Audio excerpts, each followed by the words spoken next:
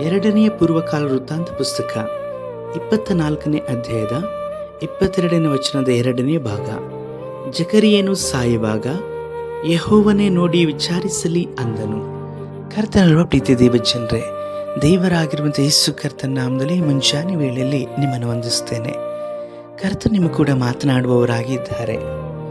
ನಾವು ಬದುಕುವಂತಹ ಈ ಲೋಕದಲ್ಲಿ ಅನುದಿನವೂ ಸಹ ಅನೇಕ ಪಾಡುಗಳು, ಇಕ್ಕಟ್ಟುಗಳು, ನಿಮಗೆ ಕೆಲವೊಂದು ಕಷ್ಟಗಳು, ಇಕ್ಕಟ್ಟು, ರೋಗ, ಮನುಷ್ಯರ ಬಾಯಿಂದ ಬರುವಂತಹ ನಿಮ್ಮ ವಿಷಯವಾಗಿ ಅವರು ಹೇಳುವಂಥ ಕಾರ್ಯಗಳು, ನಿಮ್ಮನ್ನು ಶಪಿಸುವಂಥದ್ದು, ಇದೆಲ್ಲವೂ ಸಹ ನಿಮಗೆ ಬೇಸರವಾಗಿರಬಹುದು.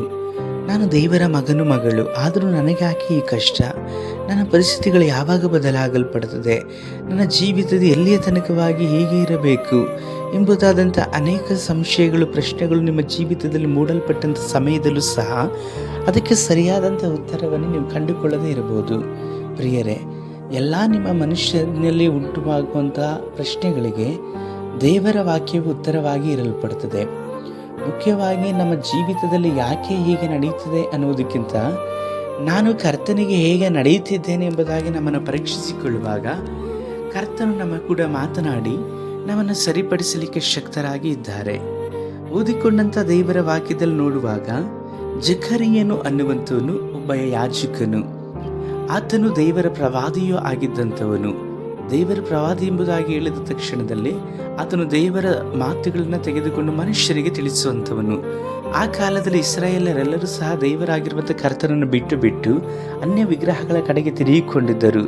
ಆದುದರಿಂದ ಇದು ದೇವರಿಗೆ ಮಾಡುವಂಥ ದ್ರೋಹವಾಗಿತ್ತು. ಇವನ್ನು ಖಂಡಿಸಲಿಕ್ಕೋಸ್ಕರವಾಗಿ ಜಕರಿಯನನ್ನು ಕರ್ತನು ಉಪಯೋಗಿಸಿದನು. ಆದರೆ ಈ ಜಕರಿಯನನ್ನು ಅವರೆಲ್ಲರೂ ಸಹ ಕಲ್ಲೆಸೆದು ಹೊಡೆದು ಕೊಲ್ಲಲ್ಪಟ್ಟಂಥ ಸಮಯದಲ್ಲಿ ಸಾಯುವಂಥ ಕೊನೆಯದಾಗಿ ಜಕರಿಯನು ಹೇಳಲ್ಪಟ್ಟಂಥ ಮಾತು, ಯೆಹೋವನೇ ನೋಡಿ ವಿಚಾರಿಸಲಿ ಎಂಬುದಾಗಿ ಹೇಳಿ. ಪ್ರಿಯರೇ, ನಿಮ್ಮ ಜೀವಿತದಲ್ಲೂ ಸಹ ಕೆಲವರ ಮಾತುಗಳು, ಕೆಲವರು ನಿಮಗೆ ಮಾಡಲ್ಪಟ್ಟಂಥ ದ್ರೋಹ ಮತ್ತು ಕೆಲವರು ಮಾಡಲ್ಪಟ್ಟಂಥ ಮೋಸ, ಇವೆಲ್ಲವೂ ಸಹ ಕಲ್ಲಿಂದ ನಿಮ್ಮನ್ನು ಒಡೆಯಲ್ಪಟ್ಟ ಹಾಗೆ ಇರಬಹುದು. ಆದರೆ ಅವುಗಳೆಲ್ಲವನ್ನು ಕರ್ತನೆ ನೋಡಿ ವಿಚಾರಿಸುವವರಾಗಿ ಇದ್ದಾರೆ. ಆದರೆ ಇವೆಲ್ಲದಕ್ಕೂ ಸಹ ನೀವು ತೀರ್ಪನ್ನು ಮಾಡಬೇಡ್ರಿ. ನೇರವಾಗಿ ನ್ಯಾಯವಾಗಿ ತೀರ್ಪು ಮಾಡುವಂಥ ದೇವರ ಕರೆಗಳಿಗೆ ಅಂಥವರನ್ನು ಒಪ್ಪಿಸಿಕೊಡುವಾಗ ನಿಶ್ಚಯವಾಗಿ ನಿಮ್ಮ ಕಣ್ಣುಗಳು ಕರ್ತನು ಅವರಿಗೆ ವಿಧಿಸಲ್ಪಡುವಂಥ ತೀರ್ಪನ್ನು ಕಾಣುವಂಥದ್ದಾಗಿದೆ. ಆದರೆ ನೀವು ನಂಬಿಗಸ್ತರಾಗಿ ಕರ್ತನ ಸಮ್ಮುಖದಲ್ಲಿರುವಂಥದ್ದು ಉತ್ತಮ. ಆದುದರಿಂದ ಎಲ್ಲವನ್ನ ಕರ್ತನಿಗೆ ಒಪ್ಪಿಸಿಕೊಡ್ರಿ. ಕರ್ತನೇ ಸರಿಪಡಿಸಿ ನಡೆಸ್ತಾರೆ. ಪ್ರಾರ್ಥಿಸೋಣ. ಸರ್ವಶಕ್ತನಾದ ದೇವರೇ, ಈ ಸಹೋದರರನ್ನು ಮುಟ್ರಿ. ಇವರಿರುವಂಥ ಇಕ್ಕಟ್ಟಿನ ಪರಿಸ್ಥಿತಿಗಳಲ್ಲಿ ಯಾವ ವಿಧವಾಗಿಯೂ ನಿಮ್ಮ ವಿಷಯದಲ್ಲಿ ಅವರ ಗುಣಗುಟ್ಟದ ಹಾಗೆ ಎಲ್ಲವನ್ನು ನಿಮಗೆ ಸಮರ್ಪಿಸಿ ಜೀವಿಸುವ ಹಾಗೆ ಕೃಪೆ ಮಾಡ್ರಿ. ನಿಮ್ಮ ಕರೆಗಳಿಗೆ ಇವರೆಲ್ಲರನ್ನು ಒಪ್ಪಿಸಿಕೊಡ್ತೇ ನಡೆಸ್ರಿ. ನಮ್ಮ ರಕ್ಷಕನಾದ ಯೇಸು ಕರ್ತ ನಾಮದಲ್ಲಿ ತಂದೆಯೇ, ಆಮೇನ್.